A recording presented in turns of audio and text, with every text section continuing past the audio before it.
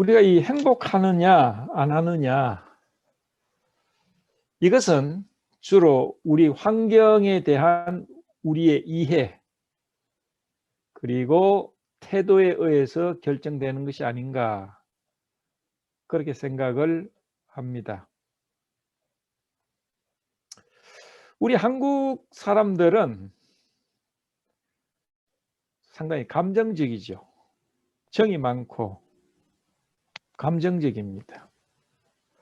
얼마 전에 어젠가요 신문을 보니까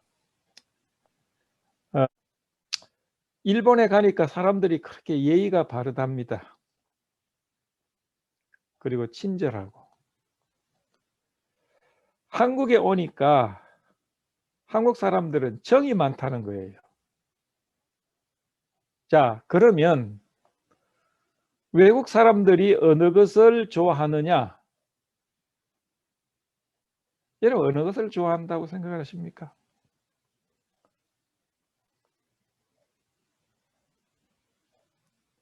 그분의 결론은 한국이 좋다는 겁니다. 예의 바르고 또 친절한 거, 그거 좋은 거죠. 그러나 그보다도 더 좋은 거는 사람들로 하여금 깊은 정을 느낄 때 그거는 더 오래 가고 그것은 더 큰 영향을 준다는 것이죠. 또 오늘 또 다른 유튜브를 보니까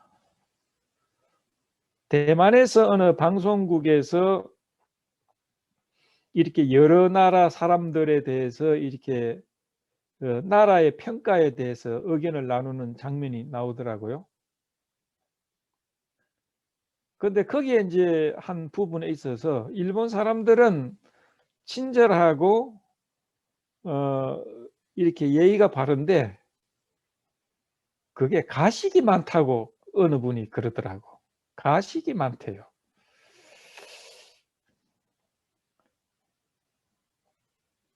뭐 그런지 안 그런지에 대해서는 잘 모르겠고, 하여튼 외국 사람들이 한국에 와서 일정 기간 동안에 있으면 깊은 정을 느끼고 정 때문에 한국을 좋아하지 않을 수밖에 없다. 이제 그렇게들 이야기를 합니다. 근데 한국 사람들에 대한 또 특징 중에 하나는 빨리빨리 성질이 급하지요. 그리고 한국 사람들은 분노 조절에 장애가 좀 있답니다. 분노 조절의 장애. 이렇게 화를 잘 내고 외향적이라는 것이죠. 근데 이제 뭐 세계 여러 나라가 있지만은 가까운 나라 일본을 예를 들면 일본은 이렇게 분노 조절이 외향적이지 않답니다. 그래서 예를 들면 뭐 부모님이 세상을 떠나든지 뭐 쓰나미가 와가지고 집이 다 무너졌든지 하면 한국 사람은 막 통곡을 하고 몸부림을 치고 그렇게 우는데 일본 사람들은 그냥 조용히 눈물을 삼킨다는 것이죠.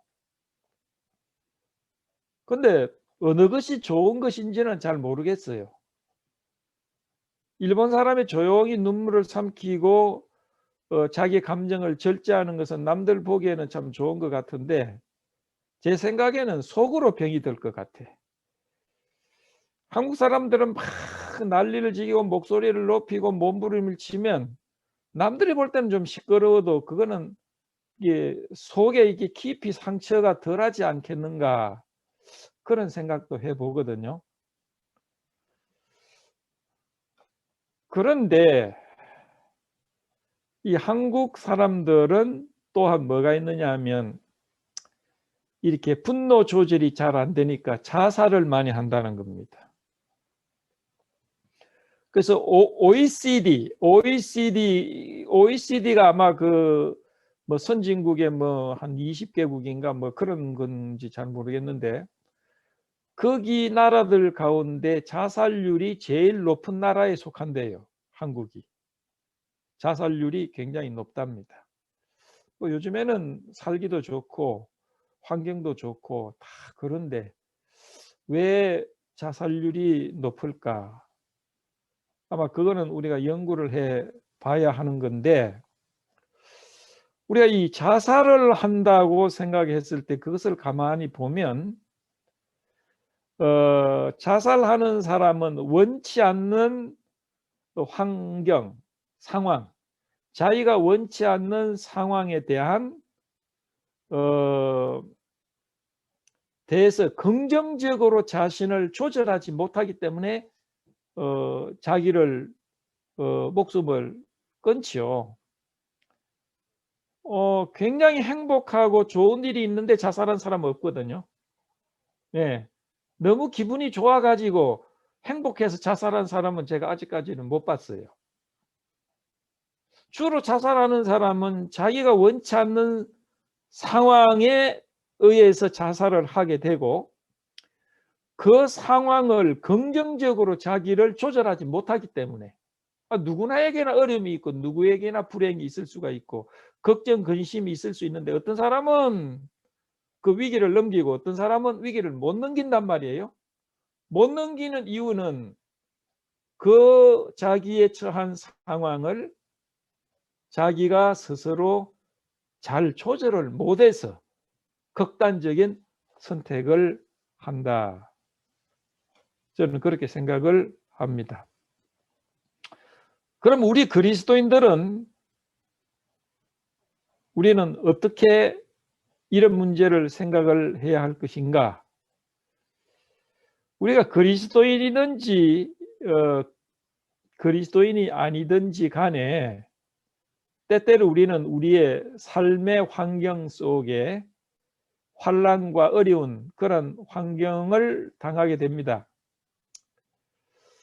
우리의 삶의 환난과 어려움들은 때때로 우리가 조절을 할 수가 없어요. 불가항력적인 면이 있습니다. 그러나 우리가 여기서 중요한 것은 우리 그리스도인들은 우리에게 다가오는 상황, 환경, 어려운 문제들을 조절할 수 없지만은 그 환경에 대한 우리의 태도를 조절할 수는 있어요. 우리가 원치 않는 상황을 오지 않도록 우리가 조절을 할 수 있기는 굉장히 힘듭니다. 그러나 우리는 그러한 환경과 조건, 상황에 대해서 우리의 태도를 조절할 수는 있어요. 그렇게 하기 위해서는 믿음이라는 게 필요합니다. 믿음이라는 게 필요합니다.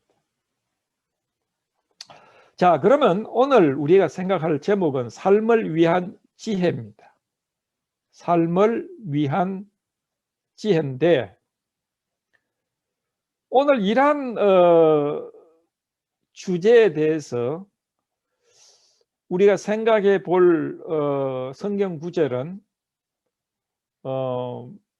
어울리는지 모르겠지만은 사무엘하 12장 15절에서 23절을 우리가 살펴보면 좋을 것 같습니다.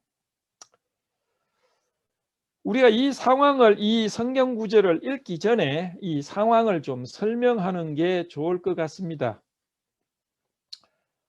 이 부분의 이야기는 다윗 왕에 대한 이야기입니다. 이 다윗 왕은 정말 그 어려운 환경을 통해서 왕이 됩니다. 이제 골리앗을 통해서 이스라엘 백성에게 이름이 나게 되고 백성이 주목하고 또 사울 왕이 자기의 적수로서 인식을 함으로써 그에게 고난이 시작되죠. 그래서 죽을 고비도 많이 넘기고 또 망명 생활도 하고 이제 그러면서 사울이 죽고 난 다음에 유다의 왕이 됩니다. 7년 동안 유다의 왕이다가 이제 사울 집안이 완전히 멸망하고 난 다음에 12지파의 왕이 됩니다. 그래서 약 한 40년 동안 왕으로서 있게 됩니다. 파란만장한 생애를 살았습니다. 전쟁도 많이 하고 피도 많이 흘리고 산전수전을 다 겪습니다. 이제 나라가 평안하여지고 이제 대적들도 많이 정리가 되었어요. 그런데 아직까지 이제 암몬 족속하고 전쟁이 지금 벌어지고 있는 상황이었습니다. 그래서 다윗은 에이 이제 지긋지긋하다. 나는 전쟁에 안 나가고 싶다. 그래서 자기의 사촌격 되지요. 장군 요압에게 이제 전쟁을 맡기고 자기는 그 예루살렘 성에 머뭅니다. 요압을 사령관으로 해서 이스라엘 백성들은 암몬과의 전쟁을 수행을 하기 위해서 전쟁을 치르고 있을 때입니다. 당연히 왕으로서 나가야 되는데 그는 전쟁을 이제 너무 지긋지긋하게 생각을 해서 게을러졌어요. 그래서 예루살렘 왕궁에 있으면서 성경 읽어보면 그가 낮에 잠을 잤어요. 낮잠을 잤습니다. 사람이 낮잠을 잔다는 것은 할 일 없이 낮잠 잔다는 것은 게을러한 것과 좀 연관이 있지 않습니까? 낮에 잠을 자고 이제 저녁이 돼가지고 왕궁 위에 이제 그 이스라엘 왕궁 지붕이 평평했던 것 같아요. 거기에서 이제 저녁 바람을 쏘이고 있는데 어쩐 왕궁 밑에 보니까 왕궁 밑에 저 밑에 집에 어느 여인이 목욕을 하는데 참 아름답게 보입니다. 그 사람을 시켜서 저 여인이 누군가 좀 알아보고 오너라. 그 여인은 햇사람 우리아라는 사람의 아내라고 합니다. 그래? 그러면 좀 오라고 해라. 그 여인을 강간을 합니다. 다윗이 그렇게 하나님 앞에 귀함을 입고 은혜를 입고 또 훌륭한 신앙인이고 수없는 시편을 찬양 시를 쓴 다윗이 게을러지고 그리고 남의 아내를 취해서 강간까지 하는 엄청난 죄를 범하게 됩니다. 성경은 계속해서 우리아의 아내, 우리아의 처라 이렇게 밝히고 있고 나중에는 이제 우리아의 아내를 통해서 솔로몬이 나게 되죠. 그래서 마태복음 같은 경우에는 1000년이 지나고 난 다음에 예수님의 족보를 이야기하는데도 여전히 우리아의 아내다 그렇게 이야기를 적고 있어요. 다윗의 아내다 이렇게 적은 구절이 그렇게 별로 없습니다. 1000년이 지났는데도 하나님의 시선에는 우리아의 아내 이렇게 적고 있는 겁니다.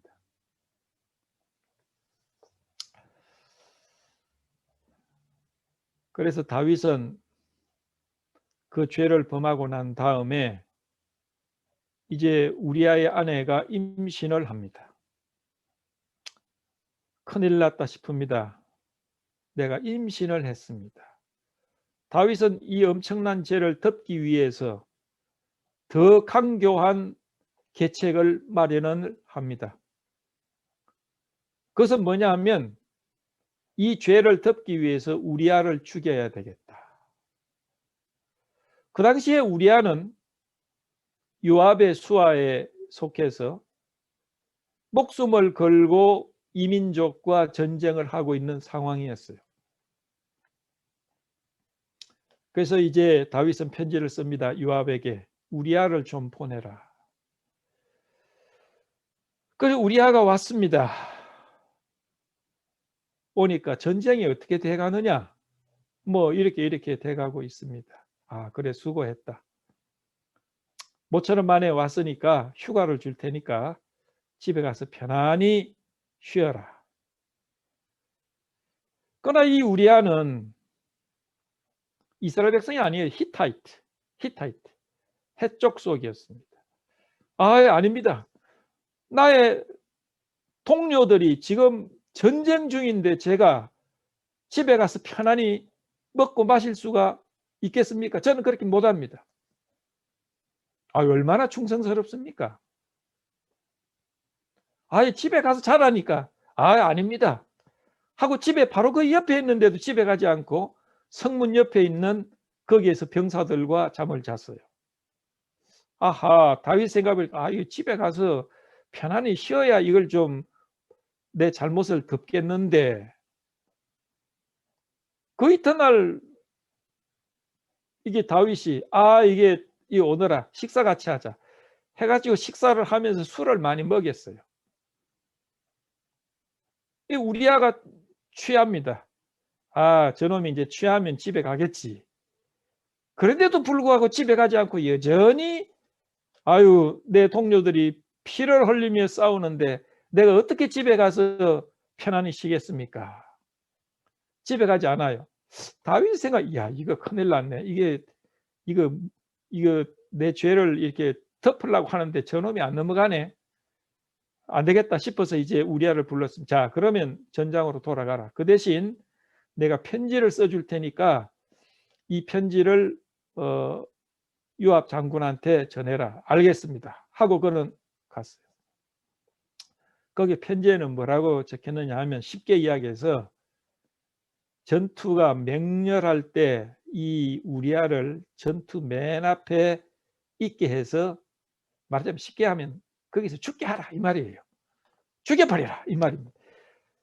여러분 생각해 보십시오. 이 다윗이 이런 인간입니다. 이게 가서 요압이 그 편지를 듣고 알았다 하고 이제 불필요하게 성에 가까이 접근을 해서 전투를 벌입니다. 성벽에 가까이 전투를 하게 되면 위에서 활을 쏘고 뭐 돌을 던지고 하면 위험하지 않습니까? 그 맨 앞에 우리아를 세웁니다. 그때 병사들과 우리아가 거기서 죽임을 당합니다. 그날 거짓으로 전투에 패합니다. 전황 보고가 올라옵니다. 이렇게 해서 많은 피해가 있었고 그렇습니다. 전황 보고에서 이렇게 어리석게 전쟁을 하면 다윗이 요압한테 책망을 하죠. 어떻게 그렇게 어리석게 성벽 가까이 가서 전투를 하느냐. 이제 그렇게 책망을 하는데 그 보고를 하고 난 다음에 이 말을 꼭 전해라. 햇사람 우리아도 죽었습니다. 그 말을 꼭 전해야 된다. 그렇게 해서 이제 전했어요. 그러니까 보통 같으면 왜 그렇게 멍청하게 전투를 했느냐. 그렇게 책망할 건데 책망할 수밖에 없는 환경인데 다윗이 그렇게 이야기를 합니다.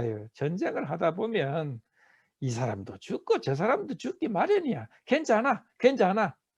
왜? 우리아가 죽었다니까. 정말 악합니다. 그런 환경을 이제 이야기를 했고 이제 본문을 한번 읽어보면 사무엘하 12장 15절부터 보면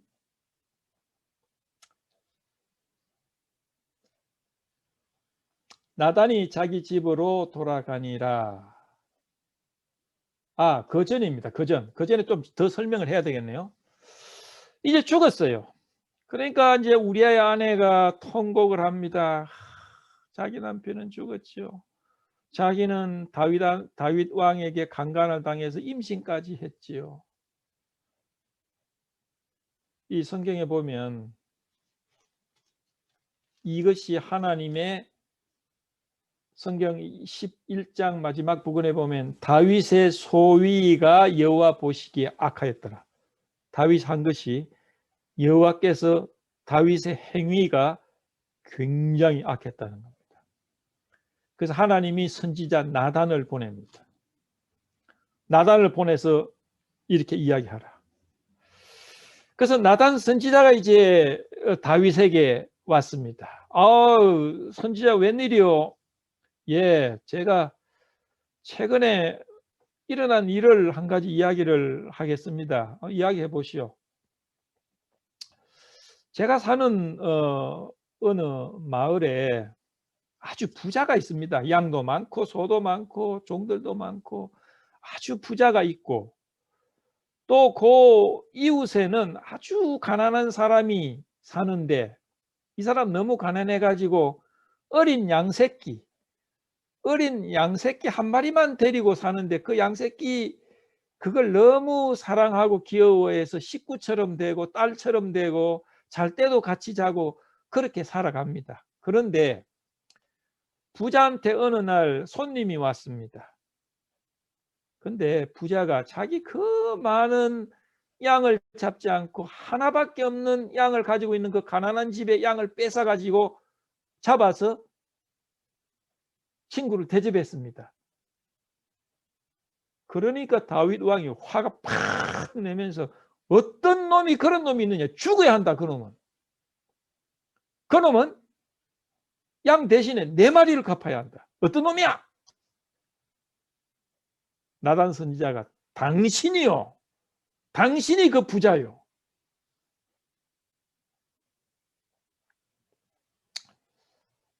다윗이 바로 엎드립니다.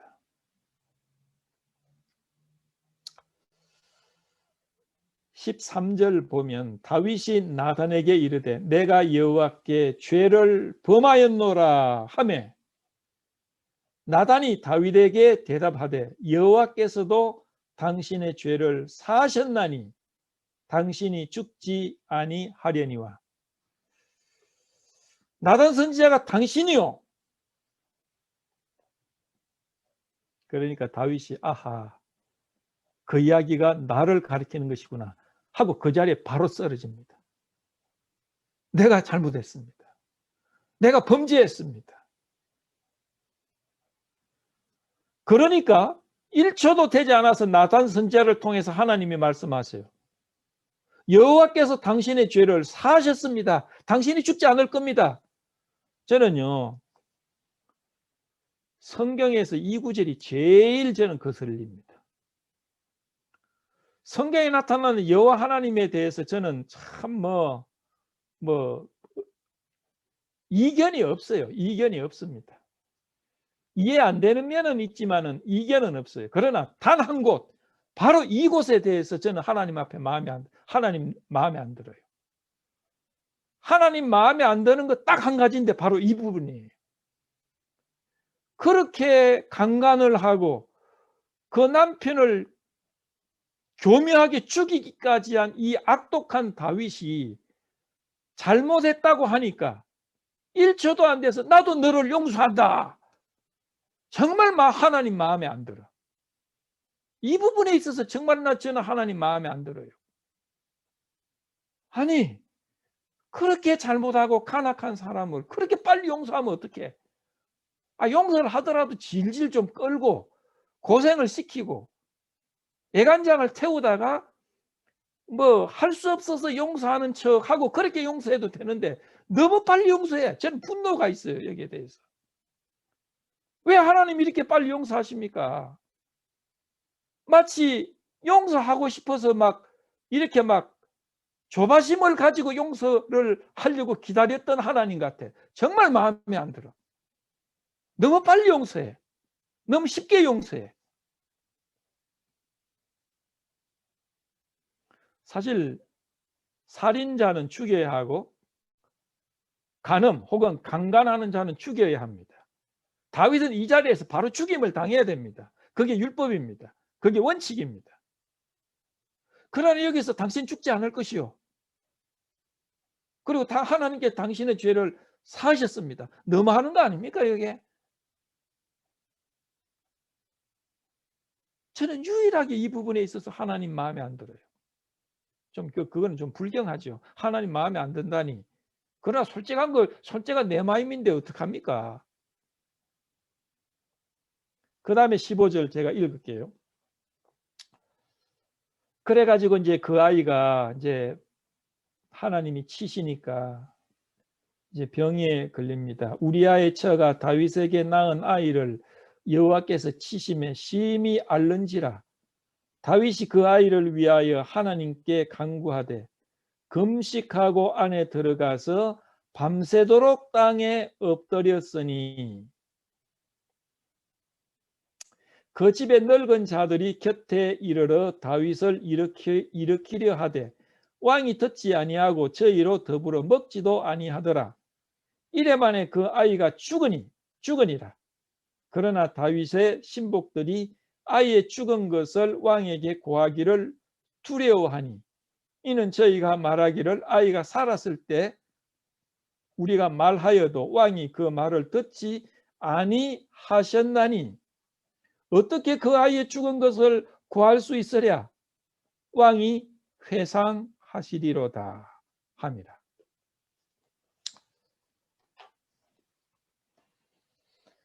아이가 병들었다고 하니까 다윗이 식음을 전폐하고 하나님 앞에 용서하고 그 아이를 살려줄 것을 간구하고 기도하고 있습니다. 이것은 그의 죄책감과 아울러 정말 마음속에 하나님, 내가 잘못했습니다. 이 미련한 것 때문에 이 어린아이가 죄 없는 어린 것이 이렇게 고통을 당하니 제발 살려주십시오. 사력을 다해서 기도하고 간구했을 겁니다. 주변 사람들이 말려도 듣지 아니하고 아까 찬송처럼 죄 가운데서 그는 통렬히 자기 자신을 자책하면서 하나님 앞에 기도하고 있습니다. 우리가 어려운 환경이 올게 될 때 첫째 원리는 원치 않는 상황이 다가올 때 우리는 이를 위해서 기도해야 합니다. 우리가 어떻게 할 수 없는, 컨트롤할 수 없는 환경이 올 때 우리는 그것이 우리의 기도 제목이 되는 것은 당연합니다. 강간으로 낳은 아이를 위해서 다윗은 본문에 의하면 하나님께 간구했다. 금식했다. 밤새도록 땅에 엎드렸다. 이런 처절한 기도를 하게 됩니다. 하나님의 뜻이 어디에 있는지 우리가 확실하게 알지 못할 때는 우리는 계속해서 기도를 해야 합니다. 하나님의 뜻이 확실해도 그 뜻을 돌이킬 수 있으므로 기도는 계속할 필요가 있어요. 예를 들면 히스기야 같은 경우에는 너는 이제 곧 있으면 죽는다. 내 집을 정리하라. 히스기야 왕 얼마나 훌륭한 왕입니까? 그래서 그는 정말 울면서 기도했어요. 저를 좀 더 살려주십시오. 간절하게 기도했을 때 하나님은 그를 더 살려주셨어요. 하나님은 결정을 해놓고도 어떤 기도는, 어떤 간구는 자기 뜻을 돌이켜서 기도를 들으시는 경우가 바로 이런 경우입니다. 그러나 그거는 좋은 것은 아니라고 봐요, 제가.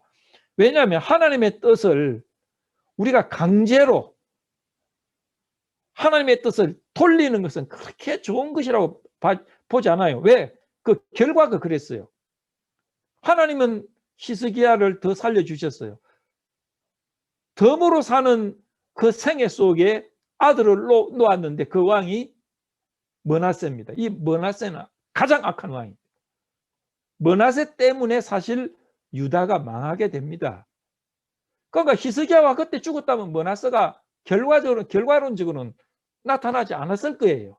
그래서 우리가 하나님의 뜻을 막 억지로 기도로 강제로 바꾸는다는 것은 어떨 때는 하나님이 자비하시니까 들을 수 있지만 그렇게 좋은 거는 아니에요. 우리가 배울 것은 하나님의 뜻을 바꾸기보다는 하나님의 뜻에 우리가 순복하는 것이 낫습니다. 좌우지간 우리는 불가능할 때까지 기도할 필요가 있습니다. 누가복음 18장 1절에 그랬죠. 기도하고 낙심치 말아야 한다. 하나님은 그 아이를 데려가시려고 결정을 하신 겁니다. 그러나 그때까지 다윗은 자기의 혼신의 힘을 쏟아서 하나님 앞에 기도했습니다. 하나님이 그 아이를 데려가는 것은 다윗에게는 슬픔이고 불행이고 가책입니다. 그러나 가만히 생각해 보면요, 하나님이 그 아이의 생명을 데려가시는 것은 은혜입니다. 은혜예요. 왜 그러냐? 14절에 보면요, 이런 구절이 나옵니다. 14절 보면 이 일로 인하여 여호와의 원수로 크게 회방할 거리를 얻게 하였으니 당신의 낳은 아이가 정녕 죽으리다 그랬어요.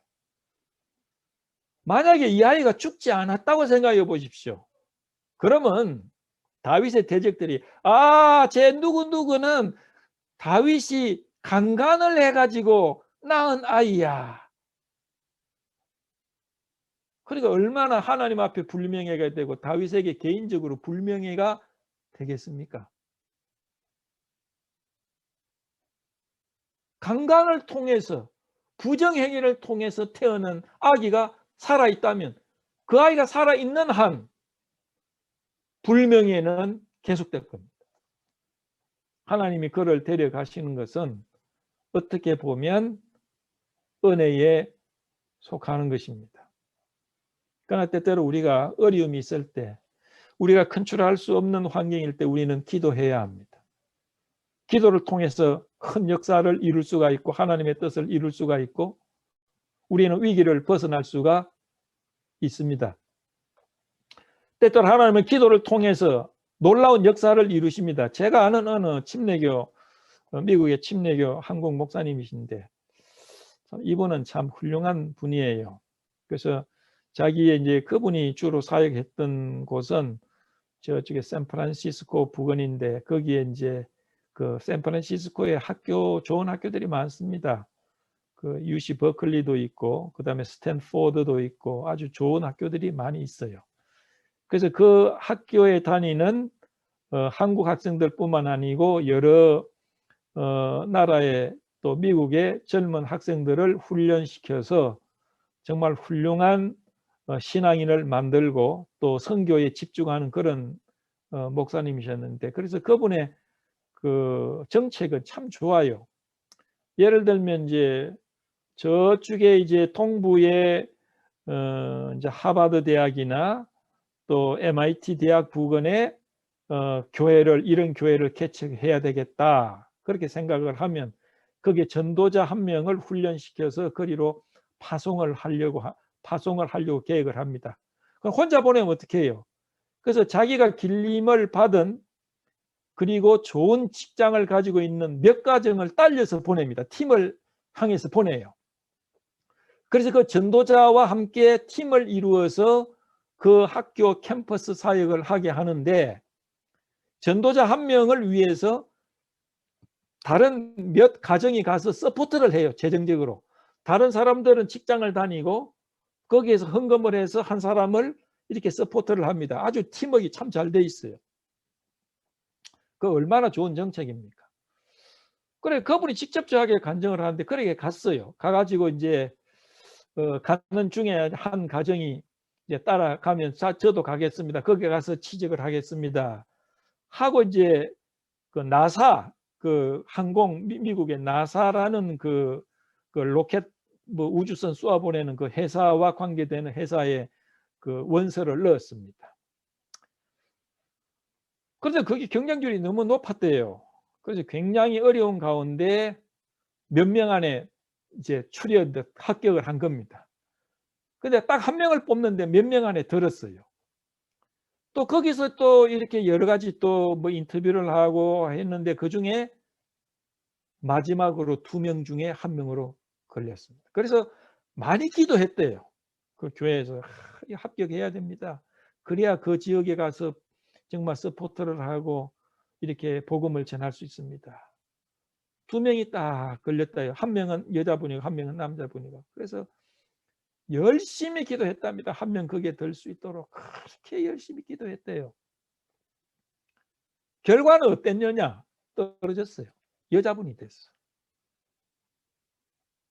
그렇게 많이 기도했는데 그래도 그분들은 계속해서 기도했답니다. 우리가 정말 이 문제에 대해서 주님의 선한 뜻이 어디 있는지. 근데 떨어지고 난 다음에 며칠 후에 연락이 왔대요. 아, 당신 올 수 있느냐? 어떻게 된 겁니까? 그러니까 그 여자분이 그 1명에 선정이 됐는데 여자분 남편이 저 중동의 어떤 큰 회사로 가게 되는데 이 여자분이 자기 남편하고 같이 있고 싶어서 안 한다고 했다고. 당신이 올 수 있느냐고. 그래서 나중에 합격을 한 거예요. 참 기도는 놀라운 것이죠. 기도는 참 우리에게 큰 능력이 있는 겁니다. 우리가 이제 여러분이 그 카톡을 통해서 현숙 자매님의 그 손자가 17살 먹는 손자가 집을 나갔다. 그래서 우리가 참 그 이야기를 듣고 기도도 하고 위로도 하고. 근데 지금 손자가 돌아왔다나요, 그죠? 손자가 돌아왔는데 뭐 이 카톡 읽어보니까 아, 자기 친구 집에 있는데 온라인으로 고등학교도 마치겠다. 취직을 해가지고 살아보겠다. 독립을 하겠다. 얼마나 참 대견해. 예. 그 미국 아이들은요, 일찍 독립하는 것을 참 이게 자부심을 갖습니다. 있는데 미국 아이들은 그냥 고등학교만 졸업하면 부모하고 있는 거에 대해서 부끄럽게 생각을 해요. 요즘의 아이들은 또 안 그런 것 같기도 하던데. 좌우지간 몇십 년 전만 해도 고등학교 졸업하면서 부모로부터 독립하는 것을 아주 자신만만하게 자부심을 가지고 독립을 하거든요. 그러니까 때때로 그런 우리가 어려운 일을 당할 때 우리는 계속해서 기도하면 하나님이 그 문제를 더 아름답게 변화시킬 수 있는 분이시고 그렇게 우리가 체험을 하고 있는 겁니다. 나는 그 아이가 독립을 해가지고 더 잘 될 수 있게 되기를 바라요. 얼마 전에 우리가 그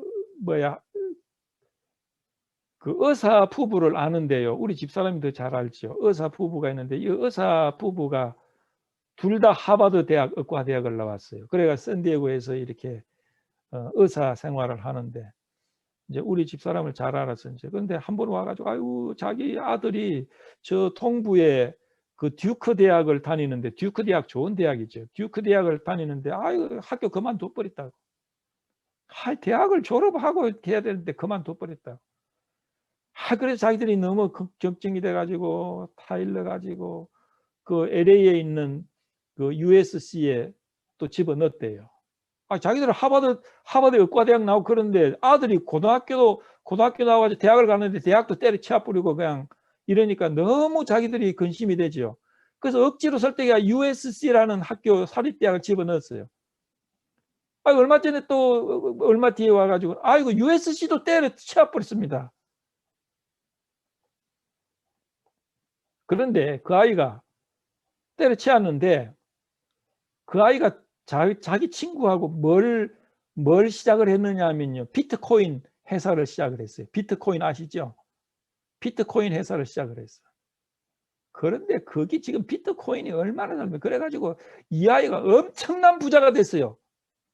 지금 아마 30도 안 됐을걸요. 비트코인 해가지고 엄청난 부자가. 그러니까 그 자기 그 의사가 그 부인이 와가지고 걔가 우리 부부보다 훨씬 더 많이 벌어요. 그게 지금 몇 년 전이야. 그래가지고 그 아이도 우리 집사람 알아요. 그래가지고 자기가 회사를 만든다고. 그때 잘못했어. 그때 그 아이한테 우리가 좀 투자를 했으면, 우리가 노후 대책이 끝나는 건데, 정말 우리가 참 이게 좀 안타까워요. 그때 돈도 없었지만, 그때 우리가 한 10,000불이나 이렇게 투자했으면 지금 뭐 100만 불도 더 됐을 거예요.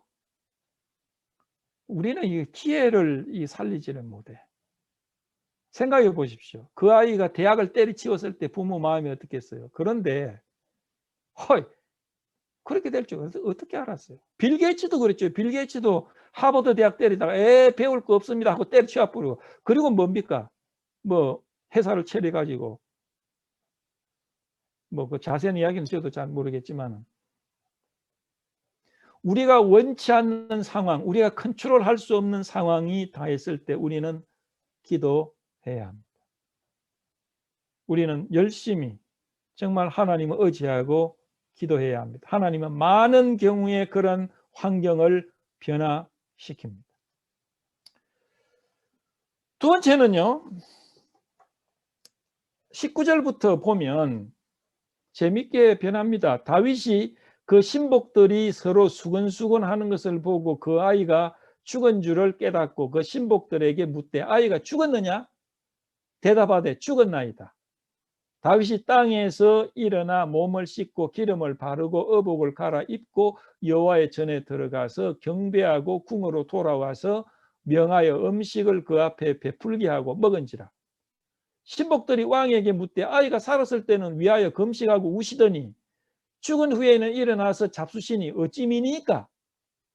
가로되 아이가 살았을 때에 내가 금식하고 운 것은 혹시 여호와께서 나를 불쌍히 여기사 아이를 살려주실는지 누가 알까 생각함이니와 시방은 죽었으니 어찌 금식을 하랴? 내가 다시 돌아오게 할 수 있느냐? 나는 저에게로 가려니와 저는 내게로 돌아오지 아니하리라. 그래가지고 이제 아이가 죽었어요. 그러니까 신복들이 기속대 이야기하는 거예요. 그 다윗이 가만히 보니까 눈치를 보니까 신복들이 귓속말로 하는 거 보니까 분명히 아이가 죽었구나. 아이가 죽었느냐? 그러니까 아유 죄송합니다. 어떻게 말씀드릴까요? 죽었습니다. 왜? 다윗이 이제 이번에는 이제 난리를 찍을까 싶어가지고 그랬더니 다윗이 그래? 그리고 다윗은 뭡니까? 땅에서 일어나고 몸을 씻고 기름을 바르고 의복을 갈아입고 여호와의 전에 들어가서 경배하고 자 음식 좀 가져오너라 하고 먹는 거예요. 신하들이 깜짝 놀라고 어떻게 살아있을 때는 그렇게 기도하시더니 죽었는데 그 일어나서 이렇게 하시면 그 무슨 뜻입니까? 다윗이 이야기합니다. 이런 끝났지 않느냐? 그 아이가 죽었으니 그 아이가 다시 돌아올 리가 만무하다. 나는 이제 그 아이에 갈지언정 그 아이는 돌아오지 못한다. 여기서 우리는 두 번째 지혜를 배웁니다. 우리가 컨트롤할 수 없는 변할 수 없는 상황이 됐을 때 우리가 변경시킬 수 없고 기도해도 안 되었던 환경이 되면 우리는 거기에 환경에 적응을 해야 합니다. 말하자면 처음에 이야기했죠. 우리의 행복과 불행은 우리 주변의 환경에 대한 우리의 이해와 태도에 의해서 결정된다 이겁니다. 그래서 우리가 변경할 수 없는 때때로 우리 삶의 환경에 변경할 수 없는 그것은 우리가 조절할 수 없지만은 그 환경에 대한 우리의 태도는 조절할 수 있어요. 다윗이 그겁니다. 이런 불행을 자기는 조절할 수 없어. 그러나 결정된 거에 대한 자기의 마음은 조절할 수 있어요. 그래? 그러면 내가 도저히 이건 불가능하다. 하나님이 그렇게 하셨다면 안 된다. 그럼 내가 마음을 달리 먹어야지. 나는 이 환경에 적응해야 한다. 하나님의 뜻을 존중한다. 거기에 나를 맡긴다. 그겁니다. 그렇지 않으면 우리는 불행은 계속됩니다. 우리가 변경시킬 수 없는 환경 때문에 우리를 더 자극하고 우리를 더 불행하게 만들고 우리를 더 파괴시킬 뿐입니다. 우리가 원치 않는 환경에 대해서 우리가 결정할 수 없고 그걸 변화시킬 수 없을 때 그때 우리는 우리의 마음을 변화시켜서 그 환경에 조절해 적응해 나가야 합니다. 이것이 지혜입니다. 이것이 우리가 행복할 수 있는 조건이 되는 것입니다. 다윗은 그 아이가 죽었을 때 슬픈 환경에 이 상황에 대해서 그의 태도를 조절했어요. 이건 우리가 할 수 있는 겁니다. 환경은 조절할 수 없어도 그 환경에 대한 우리의 태도는 조절할 수 있어요. 그 어느 책에 보니까 재밌는 이야기가 있더라고요. 어느 한국 사람이 인도로 여행을 갔답니다. 인도로 여행을 갔는데 공항에 가서 이제 비행기를 기다리는데 비행기가 연착했어. 몇 시간을 기다리다 안 와. 그러면요, 통상 외국 사람들은 가만히 있어요. 그런데 한국 사람들은 딱 보면 달라. 얼굴이 싹 달라져 가지고 안절부절하고 일어났다 하다 막 화를 내고 막 그 데스크에 가가지고 비행기 왜 안 오는 거요? 뭐 이렇게 한 그 분명히 한국 사람이야. 왜 안 오는 줄 아십니까? 제가 그렇거든. 저도 그렇게. 그렇게 안절부절하고 있으니까 인도로 가는 비행기니까 인도 사람이 옆에서 앉아서 가만히 보더니 막 화를 내고 이러니까 옆에 앉았던 인도 사람이 왜 그러십니까? 이거 보십시오. 이거 뭐 지금 내가 이렇게 가만히 앉아 있을 수가 있습니까? 이건 뭐 어떻게 된 겁니까? 이거 당신 화 안 납니까? 막 인도 사람이 이야기를 하나 해주더래요. 옛날에 영국이 우리 인도를 식민지를 삼았을 때 영국 사람들이 그때 돈 많이 벌었죠. 잘 살았습니다. 상륙에. 그래가지고 영국 사람들이 인도에 그 골프장을 만들어서 이제 주말에는 골프도 하고 그랬대요. 근데 골프장을 만들어가지고 영국 사람들이 골프를 치는데 한 가지 문제가 생긴 거예요. 그게 뭐냐면 인도에 그 골프장을 하는데 그 주변에 원숭이가 너무 많아가지고 이 원숭이들이 그 골프장에 와가지고 골프공을 딱 때리면 그 골프공을 가지고 있다 휙 던지기도 하고 막 가지고 달아나기도 하고 그런다는 거예요. 그래서 영국 사람들이 막 화를 내고 원숭이한테 막 이게 막 몽둥이를 휘두르고 막 그러는데 그래도 원숭이가 빠르죠. 그러니까 원숭이 못 오도록 벽을 쌓았대요. 그 골프장에. 근데 원숭이가 벽 쌓는다고 그거 뭐 원숭이가 못 들어오나요? 원숭이 그런 거 더 좋아하지. 원숭이가 또 들어와가지고 막 치면 그냥 공을 가지고 달아나고 휙 던져버리고 이러는 거야. 그러니까 게임 하다가 이거 어떻게 되는 거예요? 막 화를 내고 막 이래. 더 높이 쌓아라. 근데 더 높이 쌓아도 원숭이가 또 올라오더래요. 그 영국 사람들이 화가 나는데 어떻게 할 수가 없는 거예요. 그래서 영국 사람들이 회의를 했답니다. 자, 이거 어떻게 할까? 이 원숭이 때문에 우리가 말이야 기분도 더 나쁘고 운동을 하고 지금 우리가 스트레스를 풀려고 하는데 스트레스 더 쌓인다. 이 문제를 어떻게 해결할까? 그때 결론이 뭐냐? 여러분 잘 들으세요. 결론이 뭐냐? 골프를 치는 그 법을 만들었는데 원숭이들이 들어와서 공을 옮겨 놓으면 그걸 그대로 받아들이기로 했대요. 예. 그 홀에 가까이 왔는 1m 가까이 이제 치면 되는데 원숭이 와가지고 썩 10m로 던져버렸다. 그럼 할 수 없어. 그럼 10m 거기서 하기로 했다는 거예요. 그리고 어떤 사람은 뭐 20m 밖에 있는데 원숭이가 휙 집어 던져가지고 홀 가까이에 뭐 50cm 거기에 갖다 놓으면 그 사람은 그걸로 하기로 했다는 거예요. 그러니까 원숭이가 집어 던지는 주는 그것을 그냥 그 게임으로 인정을 하기로 했답니다. 그래야만 이거 살아남지 안 그러면 도저히 할 수가 없었다. 어떤 사람은 더 이익을 보고 어떤 사람은 더 손해를 보겠죠. 그렇게 해서 원숭이 휙 던지면 뭐 좀 불쾌해도 하하 뭐 그런 줄 알고 그렇게 적응을 했대요. 이게 이겁니다. 어떻게 할 수 없을 때는 우리가 화내봐가지고 우리만 괴롭히는 거죠. 그러니까 우리는 어때요? 그 상황에 우리가 우리가 컨트롤, 우리가 거기에 적응을 하는 수밖에 없다. 저는 불평이 많은 사람이에요. 그래가지고 이제 불평이 제가 많은 거는 뭐냐면 날씨 때문에. 비가 오면 왜 이 비가 와가지고 지적지적하냐. 저는 그런 불평을 잘하거든요. 근데 아무리 불평을 해봐야 비가 그칠 리가 있습니까? 저만 더 괴롭지. 근데 그때 이제 어느 분이 그러더라고요. 날씨에 불평을 하는 거는 날씨를 주신 하나님에 대해서 불평하고 도전하는 거라고. 그렇지. 날씨는 사람이 어떻게 할 수 없어요. 날씨는 하나님만이 하실 수 있는 건데 날씨에 대해서 불평하는 것은 날씨를 주신 하나님 앞에 도전하고 불평하는. 그런데 그때 이거 안 되겠다. 내가 하나님 앞에 불평하면 안 되지. 그래서 제가 좀 노력을 했어요. 노력을 해가 지금은 좀 상당히 이제 불평이 좀 많이 줄어들었어. 불평이 많이 줄어들었는데 더우면 덥다고 그러고. 그래서 제가요, 그 아리조나 같은 데는 얼마나 덥습니까? 여름에. 아리조나 같은 데는요, 여름에 더울 때 120도 이상 갑니다. 120도면 한국 온도 여름 몇 도인지 아세요? 거의 50도 정도 됩니다. 50도. 섭씨로. 아리조나 더울 때는 120도, 130도 가요. 50도가 넘어요. 그래서 어떨 때는 그 차에 들어가면 막 화끈하죠. 그러면 화가 나요. 왜 이렇게 덥고 말이야. 아유, 에어컨을 틀어도 이게 시원해지질 않아요. 아무리 화를 내봐야 그 열기는 없어지질 않더라고. 화를 내면 열기가 싹 없어지면 화를 더 내면 좋지. 안 돼. 나만 더 괴로울 수밖에 없어. 그래서 제가 생각을 바꿔서 제가 조절을 해야 되겠다.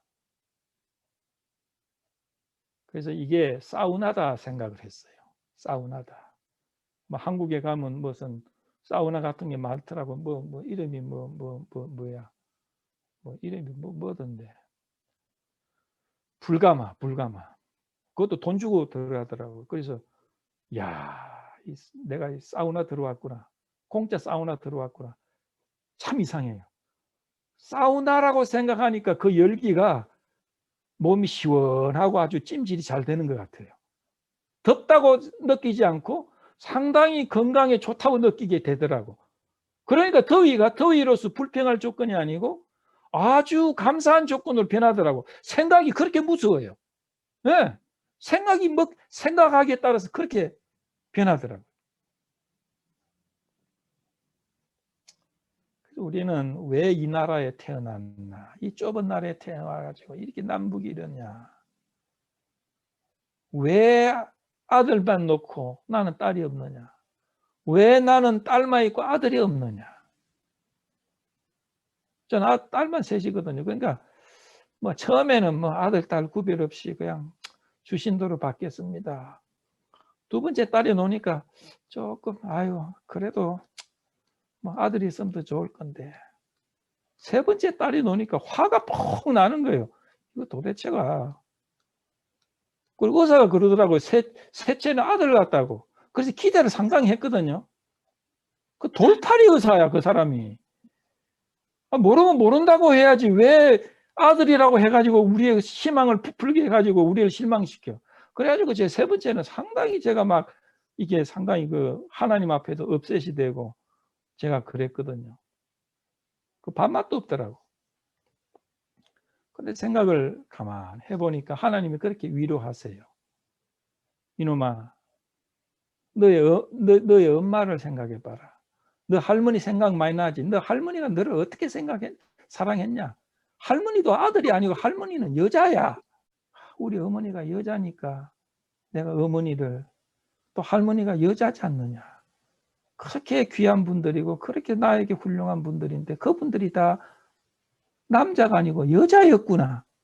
그래서 위로가 되더라고요. 여러분 항상 기뻐하라. 우리가 기뻐할 수 있고 행복할 수 있는 조건은 뭔지 아십니까? 우리에게 어려움이 왔을 때 우리의 행복을 앗아갈 때 그때 쉬지 말고 기도하라가 나와요. 원치 않는 상황인 이를 위해서 기도해야 합니다. 그래도 우리가 원하는 대로 되지 아니하고 결정이 나버렸어. 우리가 컨트롤할 수 없는 환경이 돼버렸어. 그때는 세 번째 범사에 감사하라 이렇게 되어 있어요. 이 순서가 그렇게 되어 있어. 범사에 감사하라. 이는 그리스도 예수 안에서 너희를 향한 하나님의 뜻이다 그랬어요.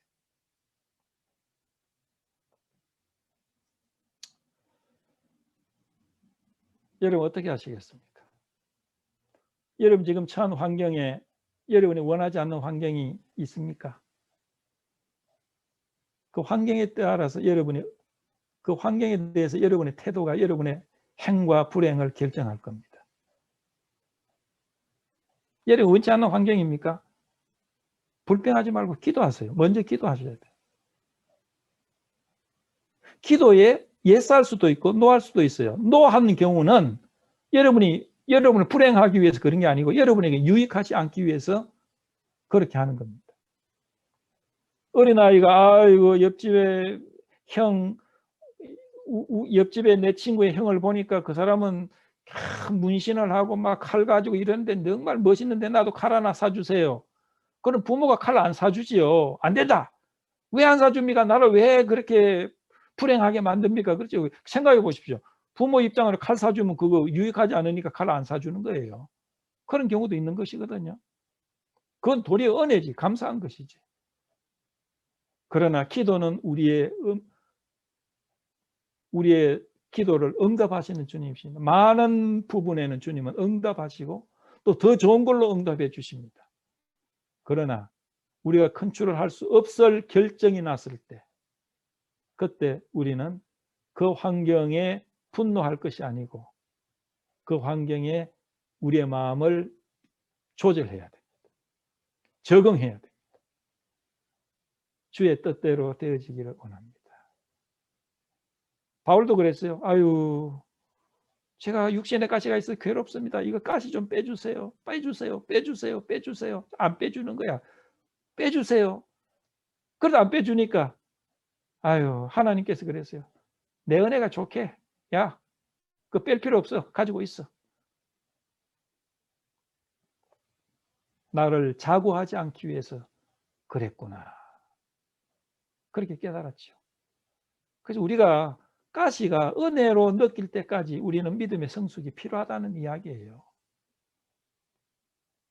여러분 행복하십니까? 행복하면 왜 행복하십니까? 아직도 행복하지 못합니까? 불행합니까? 왜 불행합니까? 오늘 이 원리가 여러분의 해답이 되시기를 바랍니다. 기도하겠습니다. 아버지 하나님, 우리에게는 우리가 예기치 못하는 환경과 상황들이 우리에게 다가옵니다. 때때로는 감사하기도 하고 때때로는 원망하기도 합니다. 참 우리 마음이 얼마나 아침 저녁으로 변하고 또 철이 덜 들었는지 저희 자신들을 볼 때 부끄럽기 그지없습니다. 그러나 주님은 우리에 대해서 일양 신실하시고 미쁘시다고 하셨습니다. 주님의 인도하심에는 실수가 없고 후회함이 없다고 저희들이 믿습니다. 주님은 우리에게 좋은 것으로, 유익한 것으로, 하나님의 영광을 드러내는 것으로 인도하시는 줄 저희들이 믿어 의심치 않습니다. 주님은 때때로 우리에게 어려운 환경을 주신 것은 우리에게 기도하기 위해서, 기도로 하나님의 뜻을 이루기 위해서 그러신 줄 압니다. 그러나 때때로 주님은 우리에게 우리가 원하는 대로 인도하지 않는 결정을 내리시고 뜻을 굽히지 않으실 때 우리는 그 환경을 원망하지 않고 적응하고 또 순종할 수 있도록, 또 우리 마음의 생애에 있어서 우리의 감정에 있어서 불행감 느끼지 아니하고 기뻐하고 즐거워하고 감사하는 그런 우리의 눈과 우리의 마음을 가질 수 있도록 축복해 주옵소서.